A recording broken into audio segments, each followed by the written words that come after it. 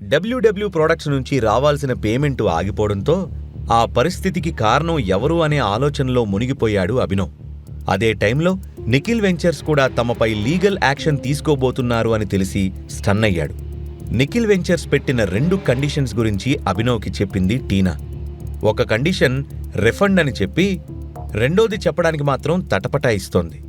ఆమె ఇబ్బంది గమనించిన అభినవ్ చిన్నగా స్మైలిచ్చి, నేను నిండా మునిగినవాణ్ణి టీనా, చలి ఉండదు. వాళ్ల డిమాండ్ ఎంత దారుణంగా ఉన్నా విని తట్టుకునే స్టామినా నాకుంది. కమాన్ స్పీకౌట్ అని అన్నాడు. దాంతో ధైర్యం తెచ్చుకున్న టీనా, ఇమేజింగ్ సెక్యూరిటీస్ మీద లీగల్ యాక్షన్ తీసుకోకుండా ఉండాలంటే మిమ్మల్ని ఫైర్ చేయాలని కండిషన్ పెట్టారు అని చెప్పింది. అందుకు గట్టిగా నవ్విన అభినవ్, వాళ్లకి నా పొజిషన్తో ఏంటి ప్రాబ్లం అని ఏదో ఆలోచిస్తున్నట్టు అన్నాడు. ఇలాంటిదేదో ఉంటుందని ఎక్స్పెక్ట్ చేయడంతో అభినవ్కి పెద్ద షాకింగ్గా లేదుగాని కన్ఫ్యూజన్గా ఉంది. ఇంత సడన్గా అతన్ని ట్రాప్ చేయడానికి ఎవరు ప్లాన్ చేస్తున్నారో అతనికి అర్థం కాలేదు. అభినవ్ అగ్రెసివ్గా రెస్పాండ్ అవుతాడేమో అని భయపడిన టీనా అభినవ్ కూల్గా ఉండడంతో అయోమయంగా చూస్తోంది. ఇంకేమైనా చెప్పాలా అని అడిగాడు అభినవ్. అంతే సార్, ఇంకేం లేదు అంది టీనా. సరే అయితే నువ్వెళ్ళు, ఏం చేయాలో నేను ఆలోచిస్తాను అన్నాడు అభినవ్. ఓకే సార్ అంటూ దిగులుగా మొహం పెట్టి వెళ్ళిపోయింది టీనా. ఆఫీస్ అవర్స్ అయిపోయే టైంకి పెండింగ్ వర్క్స్ ఫినిష్ చేసుకొని బయటకు వచ్చిన అభినవ్ ఫోన్ తీసి డాన్కి డైల్ చేయబోతూ ఉండగా రిటర్న్లో అతన్నుంచే కాల్ వచ్చింది. అభినవ్ లిఫ్ట్ చేయగానే, హలో బాస్, మీకు ఒక ఇంపార్టెంట్ విషయం చెప్పాలి. మిమ్మల్ని కలవడానికి రమ్మంటారా లేక ఫోన్లో చెప్పేమంటారా అని ఆత్రంగా అడిగాడు డాన్. దేవా గురించి గాని సన్నీ గురించి గాని డాన్ ఏదైనా ఇన్ఫర్మేషన్ తెచ్చాడేమో అని భావించిన అభినవ్, నోనో, నేనిప్పుడే స్టార్ట్ అవుతున్నాను, యాటిట్యూడ్ క్లబ్ బయట మీట్ అవుదాం అని కాల్ కట్ చేసి కార్ స్టార్ట్ చేశాడు అభినవ్. క్లబ్కి రీచ్ అయ్యేసరికి అప్పటికే రంజన్తో కలిసి అభినవ్ కోసం వెయిట్ చేస్తున్నాడు డాన్. అభినవ్ కారు క్లబ్కి కొంచెం దూరంలో ఆగింది. ఎవరూ తమని అబ్జర్వ్ చేయడం లేదు అని కన్ఫర్మ్ చేసుకుని ఫాస్ట్గా వెళ్లి Abhinav car back door open చేసి లోపల కూర్చున్నారు రంజన్ అండ్ డాన్. వెంటనే కొంచెం దూరం డ్రైవ్ చేసిన అభినవ్ జనం ఎక్కువగా కనబడని ఒక సందులో కారాపి వెనక్కి తిరిగి, ఏంటి మ్యాటరు అని డైరెక్ట్గా పాయింట్కొచ్చాడు. ఆ దేవాగాడి మీద మన రంజన్ నిఘా పెట్టాడు బాస్, దేవా యాక్టివిటీసు తేడాగా ఉన్నాయి అని చెప్పాడు. రంజన్ మాట్లాడడం స్టార్ట్ చేయకముందే అభినవ్ క్వశ్చన్ మార్క్ ఫేస్తో రంజన్ వైపు చూసి, ఆ దేవాగాడు ఏదైనా కంపెనీతో మీటింగ్ ఏర్పాటు చేశాడా, నా గురించి ఏదైనా మాట్లాడుతున్నాడా అని అడిగాడు. లేదు సార్, అతను ఇంటి నుంచి బయటికి రావడమే మానేశాడు. బ్యాంకు పని మీద మాత్రమే 1-2 సార్లు బయటకు వెళ్ళాడు.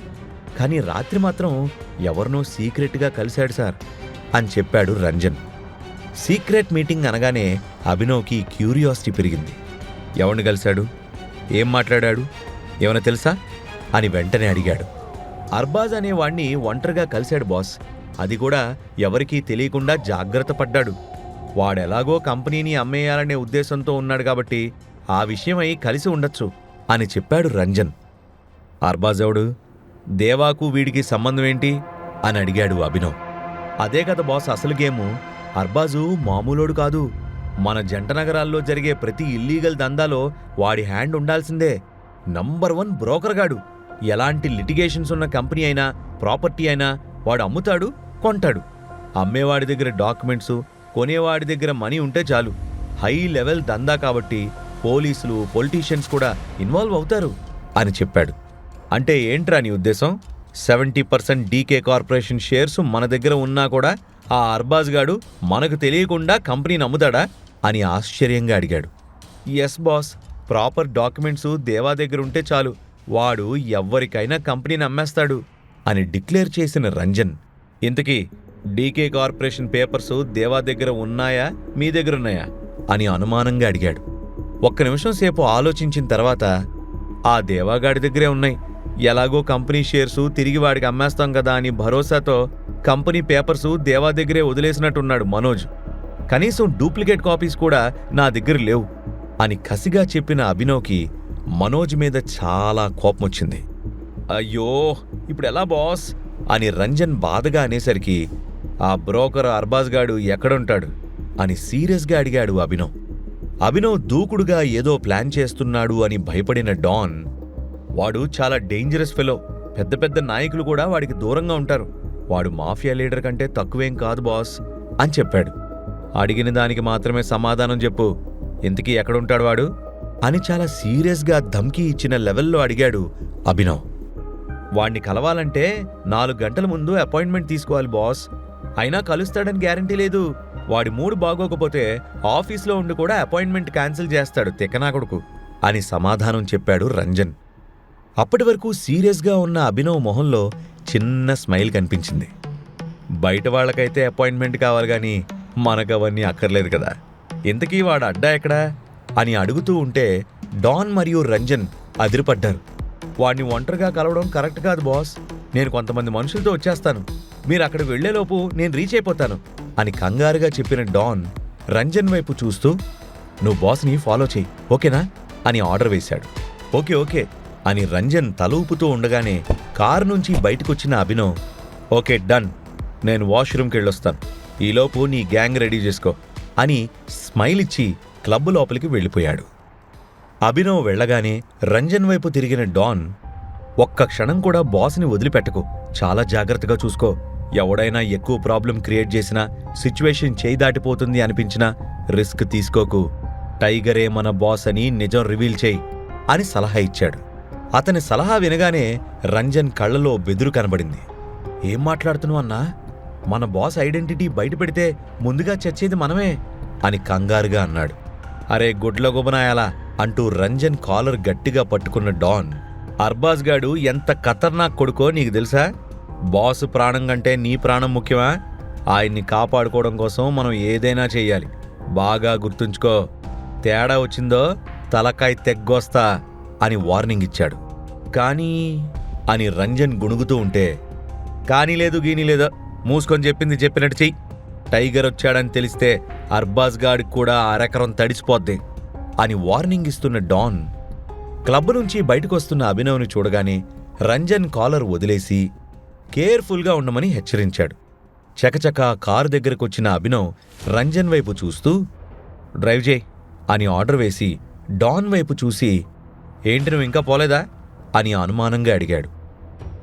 వెళ్తున్నాను బాస్ అని చెప్పి రంజన్కి మాత్రమే వినబడేలాగా, మ్యాటర్ సీరియస్ అయితే నేను చెప్పినట్టు చేయి, నీ సొంత బుర్ర వాడితే పగిలిపోద్ది అని ఫైనల్ వార్నింగ్ ఇచ్చాడు. ఆ తర్వాత అభినవ్ కారు కదిలే వరకు వెయిట్ చేసిన డాన్ పరిగెత్తుకుంటూ వెళ్లి తన కార్ స్టార్ట్ చేసి అక్కడి నుండి వెళ్ళిపోయాడు. టైగర్కి బాగా దగ్గరగా ఉండడంతో అతని ఆరాని రంజన్ ఫీల్ అవ్వగలుగుతున్నాడు. అంతేకాకుండా అతనికి భయంతో ఒళ్ళు జలధరిస్తోంది. అందుకే ఎప్పట్లా కాకుండా ఇంకా జాగ్రత్తగా ఒళ్ళు దగ్గర పెట్టుకొని మరీ డ్రైవ్ చేస్తున్నాడు. మరోవైపు అభినవ్ దీర్ఘంగా ఆలోచిస్తున్నాడు. ఎలాంటి సిచ్యువేషన్ ఎదురైనా సరే స్ట్రాంగ్గా ఫేస్ చేయడం నేర్చుకో టైగర్ అంటూ సంజయ్ చెప్పిన మాటలు, చిన్నప్పుడు అతనిచ్చిన ట్రైనింగ్ అభినవ్ని మరింత మొండిగా దూకుడుగా తయారు చేశాయి. అనాథగా బతికినప్పుడు అతని దూకుడికి కొంచెం బ్రేక్ పడింది, కానీ ఇప్పుడు తన ఒరిజినల్ పొజిషన్ తెలిసాక దూకుడు మరింత పెరిగింది. అందుకే ఇప్పుడు ఒక పెద్ద ప్రమాదంతో ఆడుకోవడానికి బయలుదేరాడు. సిటీ రోడ్స్ మీద 25 నిమిషాల డ్రైవింగ్ తర్వాత ఒక పెద్ద బిల్డింగ్ ముందు కారాపిన రంజన్, ఇదే ఆ అర్బాజ్ గాడి అడ్డా అని చెప్పాడు. బిల్డింగ్ ముందు 4 దున్నపోతుల్లాంటి రౌడీలు కాపలా ఉండడం గమనించిన అభినవ్, ఎప్పుడూ ఇంతే ప్రొటెక్షన్ ఉంటుందా వీడికి అని రంజన్ని అడిగాడు. దళారీనాయాల గదా, పైగా చేసేదంతా పాపపు పనులే బాస్, ప్రాణభయం ఎక్కువ, అందుకే సెక్యూరిటీ, జనాన్ని భయపెట్టడం కూడా ఒక స్ట్రాటజీ అని సమాధానం చెప్పాడు రంజన్. 100 మంది సెక్యూరిటీ ఉన్నా 1000 మంది ప్రొటెక్షన్ ఇచ్చినా వాడి తలలో దూరిపోవడానికి ఒక్క బుల్లెట్ చాలు అంటూ కారు దిగి బిల్డింగ్ గేట్ దగ్గరికి చేరుకున్నాడు అభినవ్. భయంతో చుట్టూ చూస్తూ అభినవ్ని ఫాలో చేసిన రంజన్, వెపన్ లేకుండా వచ్చాను, రివాల్వర్ ఉంటే ఒక్కొక్కడితో ఉచ్చపోయించేవాణ్ణి అని గొణుక్కున్నాడు. గేటు దగ్గర ఉన్న గార్డుల్లో ఒకడు అభినవ్కి చెయ్యి అడ్డుగా పెట్టి, ఎవరు నువ్వు, ఏం కావాలి అని సీరియస్గా అడిగాడు. నేను అర్బాజ్ని కలవాలి అని సూటిగా అతని కళ్ళలోకి చూస్తూ అడిగాడు అభినవ్. అపాయింట్మెంట్ ఉందా అంటూ అడిగాడు గార్డ్. నాకలాంటివి అవసరం లేదు అని పొగరుగా ఆన్సర్ చేశాడు అభినవ్. దాంతో 4 గార్డులు అలర్ట్ అయ్యి అభినవ్ని రౌండప్ చేశారు. హీరోయిజం చూపించాలని ట్రై చేయకు, మర్యాదగా ఇక్కడి నుంచి వెళ్ళకపోతే బొక్కలు ఇరుగుతాయి అని అభినవ్కి వార్నింగ్ ఇచ్చాడు ఒక గార్డ్. నన్ను అర్బాజ్ దగ్గరికి తీసుకెళ్ళకపోతే మీ బొక్కలు ముక్కలు చేసి మూలన పడేస్తా అని కౌంటర్ ఇచ్చాడు అభినవ్. అతని కాన్ఫిడెన్స్ చూసి నవ్వుకున్న గార్డు, వీడి సౌండ్ సిస్టము బాగా పనిచేస్తుందిరా, బ్యాటరీ తీసేయండి అనగానే మరో గార్డు క్విక్గా రియాక్ట్ అయ్యి అభినవ్ గుండెల్లో పంచెవబోయాడు. అతని కళ్ళలోకి చూస్తూ రాక్ స్టీల్లా నిలబడి ఉన్న అభినవ్కి అతని అటాక్ ఎలా తప్పించుకోవాలో బాగా తెలుసు.